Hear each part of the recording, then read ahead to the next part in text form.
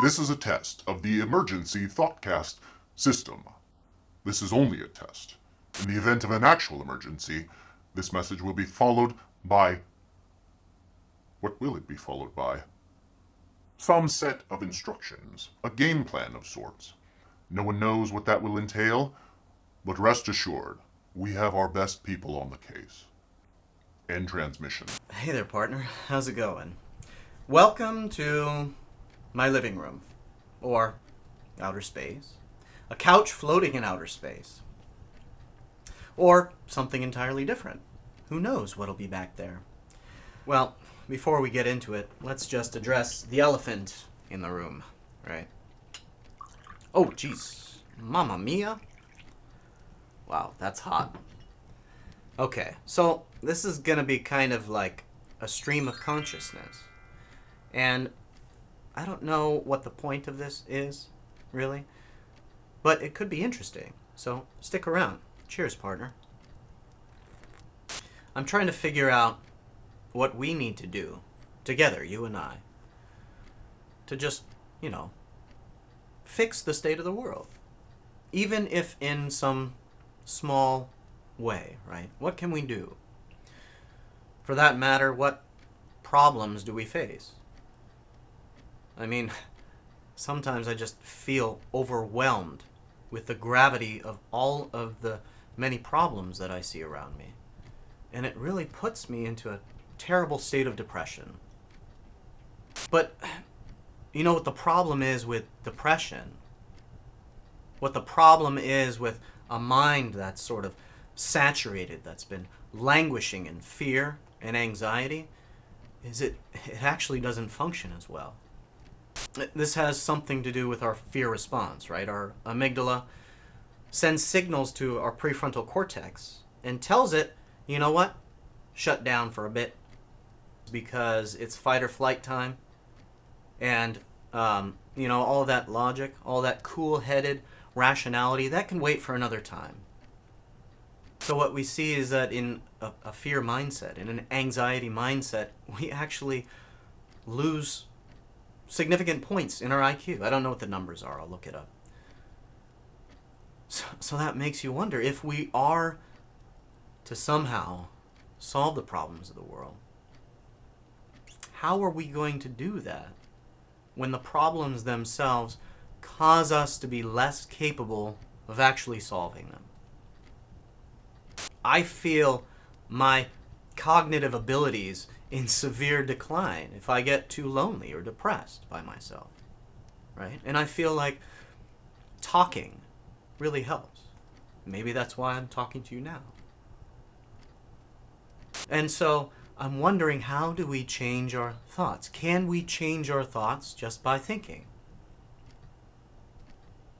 Well, your grandmother certainly thought it was true, right?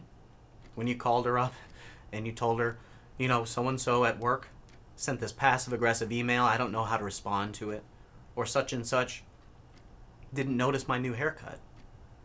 And it just feels really bad. And she told you, you know what, count your blessings. And that advice works, by the way. It works for me, anyway. When I start feeling down, I go and find a photo album. And I find pictures of smiling people from past events, good experiences. It really lifts my spirits. And then I feel more motivated to actually go sit down and do things, right? And not languish in this negative death spiral of thoughts. So maybe we should get a little notebook, and every time we feel a depressed thought, maybe we could write down as many positive things and examples of past successes, right? Like, oh, gee, remember that time when I won 2 blue ribbons in a row in 4th and 5th grade at the science fair? Yeah, that was a great victory for me. I could do that again in some other capacity, in some other context. Or I finished high school, or I got a degree, or I have a meaningful relationship with my spouse, or kids. All of us have victories in our life that we could look back to And it changes the way that we view our current situation, our current reality. So that seems like a great thing for all of us to keep doing, right? Especially when it feels like we're all just out to get each other, right? What are we going to do about the current state of affairs? Do you ever feel like it's all just a big misunderstanding? Do you sometimes feel like a neutral observer, or a confidant that's trying to mediate between two parties that are just at each other's throats? And you can tell that there was just some small communication breakdown, and both sides are partially to blame, but neither one of them want to give any ground at all, right? They want the other person to admit that they're entirely at fault and take full responsibility. Is that ever the case? It takes two to tango, doesn't it, partner? Maybe we should stop whenever there's some sort of conflict or disagreement. Maybe we should think about like partial truths, right? Instead of laying down our opinion and holding firm to it as some absolute fact about reality. Maybe we could just state it in the form of a question.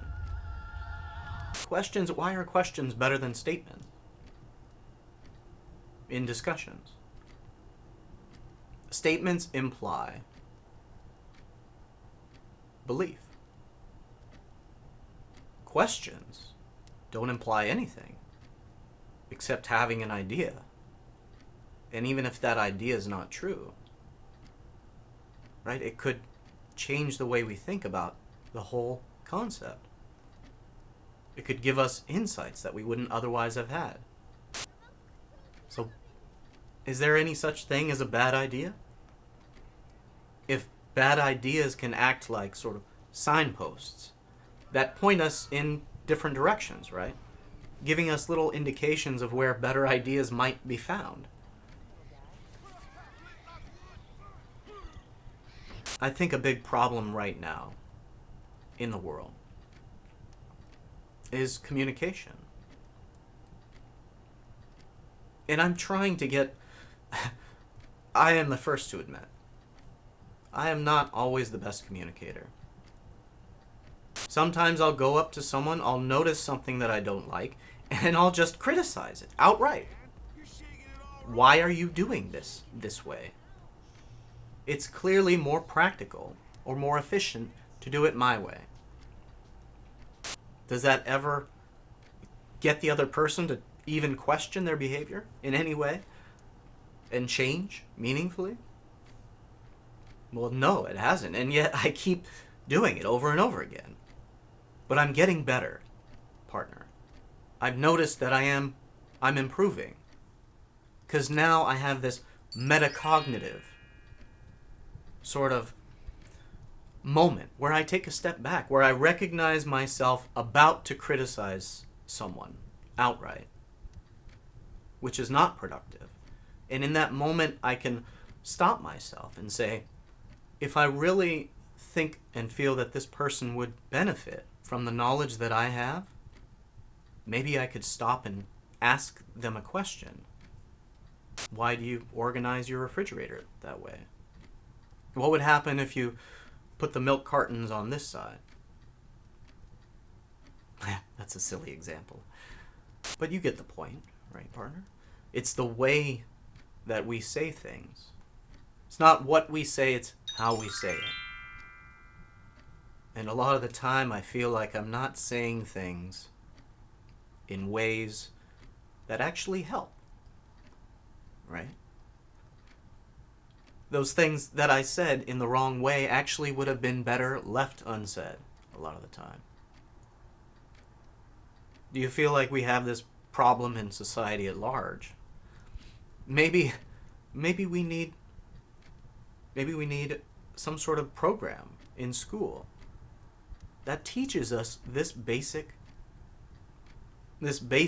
fact about, and notice I'm using the word fact, but listen, I reserve my right to change my mind about anything that I say at any point in time when exposed to new information. Anything. So we were saying maybe we need some sort of school curriculum to teach us about language and how messy it is and how bad it seems that all of us are.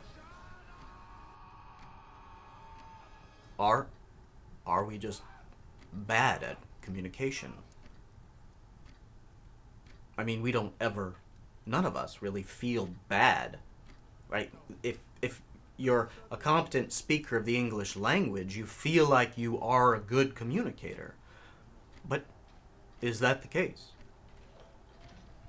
Maybe we don't always consider how much context is required for accurate sharing of information, right?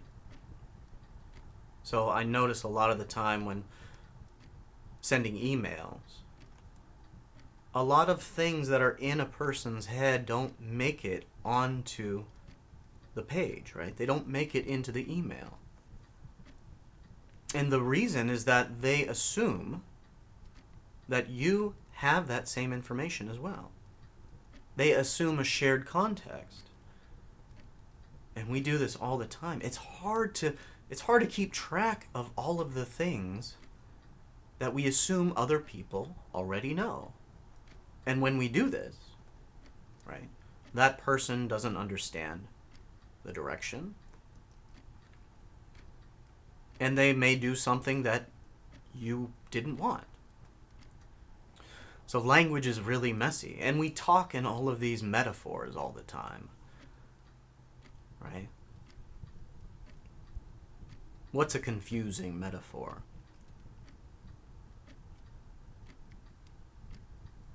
Life is a game. That's an ambiguous metaphor. What does that even mean? What kind of game? Is it a competitive game? Is the goal to beat your enemies? Is it like Monopoly, right? To acquire more wealth than everyone else? Or maybe it's like Twister. Maybe you just get all tangled up just to see what happens, just for the fun of it. That's the game of life I want to play. Let's have some more tea.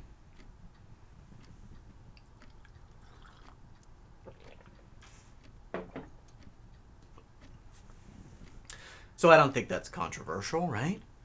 That we could all become better communicators, especially out in public, right? Because let's face it, there are barriers to communication. Why is it so challenging to retract a statement once we've made it? We're always trying to save face, right? There are all these social repercussions and perceived decreases in social status when we say something and then it's proved to be wrong. But wouldn't you rather know that you're wrong when you make a statement so that you don't repeat the mistake the next time? But here's another problem that I think is something that we're going to have to come to reckon with. How do we ever know if we're wrong or right? Do we ever know? Is it possible to know if you're right about something? I mean, certainly there are cases where you can say, oh, well, I smell something funny. Did the cat poop under the bed again? And then you can go look under the bed, and there's either poop or there's not poop. So in those situations, yeah, you can test reality and check, right? But when we're making predictions about future states that involve, right, the interactions of thousands and sometimes millions of people, when we're talking about economics or politics, how do you check whether or not your predictions are going to be right? It seems folly to be 100% certain about some prediction? What can we do to be better communicators? And does that lead to better cooperation? Because cooperation, I think, that is the problem. Right? Any problem that you want to look at, right? Take, for example, climate change. Should we focus on eating less meat? Switching to electric vehicles? Planting more trees? Removing carbon from the atmosphere? All of these practical solutions are pointless if we can't agree to actually pursue one. And, I mean, it's no secret that our society right now, and our political systems, don't seem to be capable of allowing us to come to some sort of agreement, to cooperate. So that's something that we need to change, right? How do we foster more cooperation? Well, it helps when you're not constantly focused on this false dichotomy, right? This binary thinking where you just draw a line down half of the country, one side's red, one side's blue, and you put on a blue shirt or a red shirt, and then you just lob stones across the line. That seems counterproductive. What was I getting to? I was getting to something earlier, and I never got there. Truth.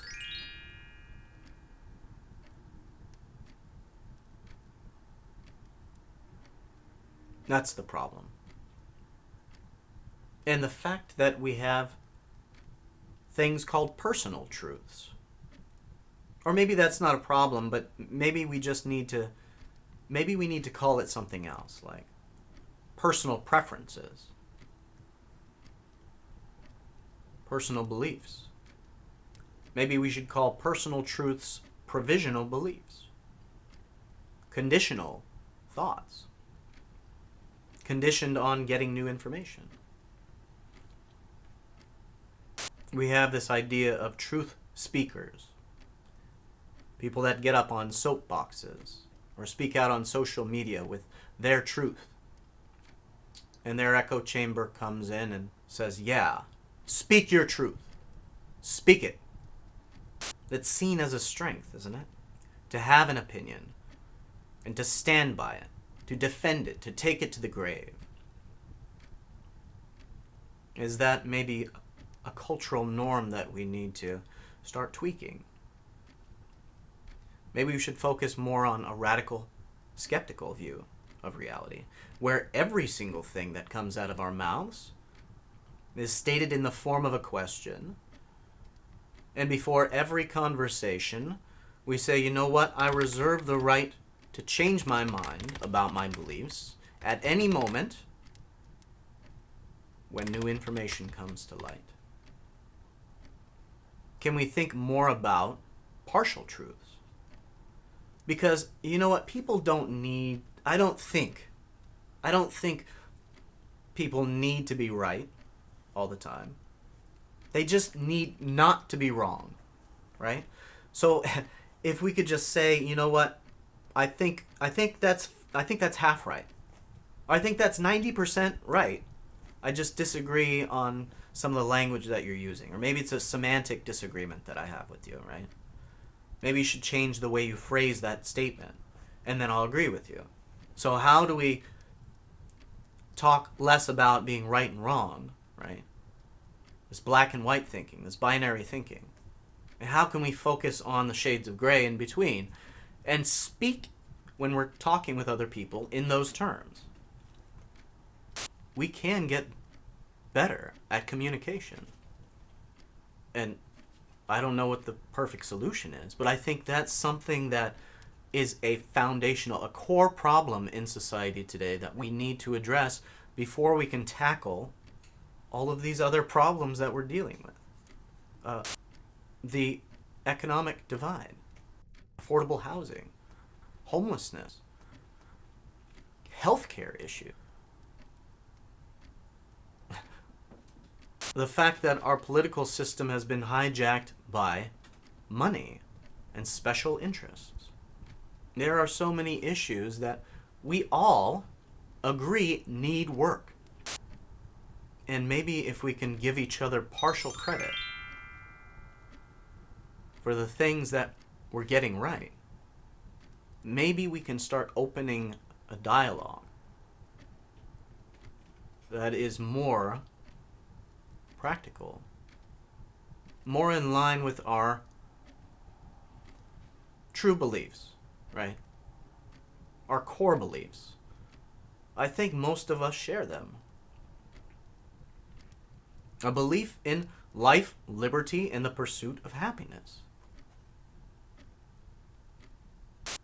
Maybe we need to do some cognitive reframing as a society. When we're feeling like half of the country has just gone mad and we want to shout at them, like grab them by their neck and just wring them out and shout, maybe we should do some cognitive reframing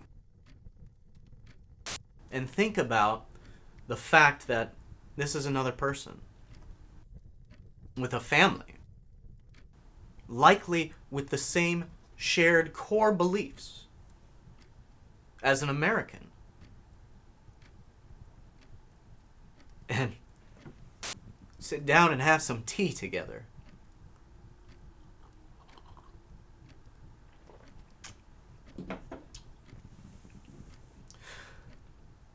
Take a deep breath. Relax. Things aren't always going to be this bad. I think that if we focus on changing our thinking, if we look at all the negative things around us with some more context, we can become more optimistic, right? Actually increase the functionality of our brains. Make us more creative, make us more open, make us better problem solvers. There are so many ways that we can do that. I have no idea all of the amazing creative solutions that you're going to come up with for how to do this. But when you do, let me know. And I guess this is a good place to stop, partner. Let me know what you thought. All of these ideas they're probably going to be baked into actual videos where I try to do research and say more true things. Things that are 80 to 90% true in the future. This has been a conclusion of the Emergency ThoughtCast system. Test. This was only a test. Or, who knows, maybe it is an actual emergency. And in that case, I don't know what you should do. I only know that you're not alone. So good luck out there. Come back and see me next week.